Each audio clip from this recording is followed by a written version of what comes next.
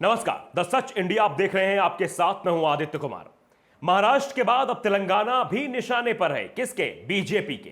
BJP ने तेलंगाना के CM Chandrashekhar Rao के खिलाफ मोर्चा खोल दिया है। तेलंगाना में ऑपरेशन लोटस नहीं चलाया जा रहा। बीजेपी के निशाने पर अगले साल होने वाला विधानसभा चुनाव तेलंगाना बीजेपी के लिए बहुत ही महत्वपूर्ण हो चुका है। अगर बीजेपी ने तेलंगाना जीत लिया तो फिर उसके लिए दक्षिण में प्रवेश करना बेहद आसान हो जाएगा। बीजेपी उत्तर से पूरब और पश्चिम सभी जगह बेहद मजबूत स्थिति में है। अधिकांश राज्यों में या तो उसकी सरकार है या फिर पार्टी मुख्य विपक्षी दल के रूप में है। पंजाब में अभी तक जरूर बीजेपी सहयोगियों के सहारे थी, लेकिन अब वहां भी वो मजबूत होने लगी है। लेकिन बाद में जैसे ही दक्षिण की होती है, जब बात हम दक्षिण की करते हैं, तो पार्टी के पास कर्नाटक को छोड़कर कहीं भी मजबूत जमीन नहीं दिखती है। आंध्र प्रदेश, केरल, तमिलनाडु में पार्टी का एक भी सांसद नहीं है। तमिलनाडु को छोड़ दें तो बाकी के 2 राज्यों में तो विधायक भी नहीं है। तेलंगाना में सिर्फ एक विधायक है। तमिलनाडु विधानसभा में जो थोड़ी सफलता मिली, उसके पीछे उसके सहयोगी का हाथ है। ऐसे में बीजेपी के लिए खुद को दुनिया की सबसे बड़ी पार्टी का दावा मजबूती से रखने के लिए दक्षिण का किला जीतना जरूरी है और तेलंगाना इसका दरवाजा है। 2017 के तेलंगाना विधानसभा चुनाव में बीजेपी को जबरदस्त झटका लगा था।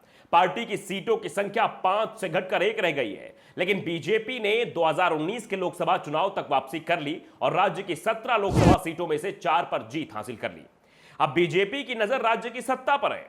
राज्य की जमीन भी बीजेपी के अनुकूल है, क्योंकि यहां हिंदू आबादी लगभग 85% है, जबकि मुस्लिम सिर्फ 13% है। उसमें से भी बड़ा हिस्सा हैदराबाद में रहता है। हैदराबाद की 43% आबादी मुस्लिम है। इसके अलावा महबूब नगर में मुस्लिम आबादी 33.72%, निजामाबाद में 38%, नालगोंडा में 19.25%, खम्माम में 16% और आदिवासी इलाके वारंगल में 26% आबादी मुस्लिम है। करीमनगर में लगभग 21% मुस्लिम आबादी हार जीत का निर्णय करने में महत्वपूर्ण भूमिका निभाती है। बीजेपी के लिए समीकरण मुफीद दिख रहे हैं और सबसे बड़ी बात, हैदराबाद के सांसद ओवैसी की इस राज्य में मजबूत उपस्थिति बीजेपी की रणनीति में फिट बैठते दिख रही है।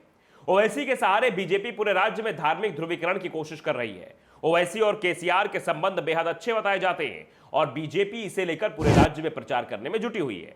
आज से बीजेपी का राष्ट्रीय अधिवेशन भी हैदराबाद में शुरू हो गया है। साफ है, यह अधिवेशन तेलंगाना विधानसभा चुनाव को देखते हुए ही यहां रखा गया है।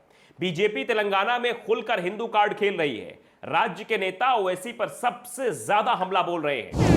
कांग्रेस विधानसभा में मुख्य विपक्षी दल है, लेकिन बीजेपी नेता कांग्रेस को लेकर कुछ भी बोलते नहीं दिख रहे हैं। देश के दूसरे राज्यों की तरह यहां भी वो जमीन पर बेहद कमजोर हो गई है और 2023 के विधानसभा चुनाव में कांग्रेस मुख्य मुकाबले से अभी से ही दूर दिखाई दे रही है। केसीआर को भी इसी चीज का एहसास हो गया है कि चुनाव में उनका मुकाबला बीजेपी से ही होना है, इसलिए वो आजकल बीजेपी के खिलाफ खासे हमलावर दिखाई दे रहे हैं।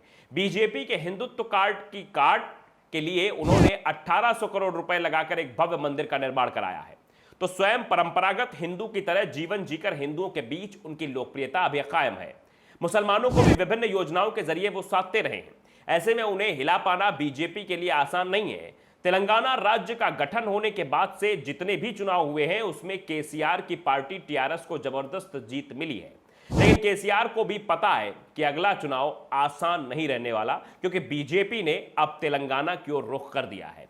ऐसे में तेलंगाना में ध्रुवीकरण का कार्ड खेलकर भारतीय जनता पार्टी अपने आधिपत्य को स्थापित करने की कोशिश करेगी, क्योंकि अगर भारतीय जनता पार्टी तेलंगाना में मजबूत हो जाती है तो दक्षिण में भी भारतीय जनता पार्टी का कैडर बढ़ने लगेगा और जिससे जो सबसे बड़ी पार्टी होने का दावा भारतीय जनता पार्टी का है, वो भी साकार होता हुआ दिखाई देगा। दक्षिण में भी खाता खुलने लगेगा। द सच इंडिया को अगर आपने सब्सक्राइब नहीं किया, सब्सक्राइब कर लीजिए, बेल आइकन दबाइए ताकि खबरें आप तक जल्द से जल्द पहुंचती रहें। नमस्कार।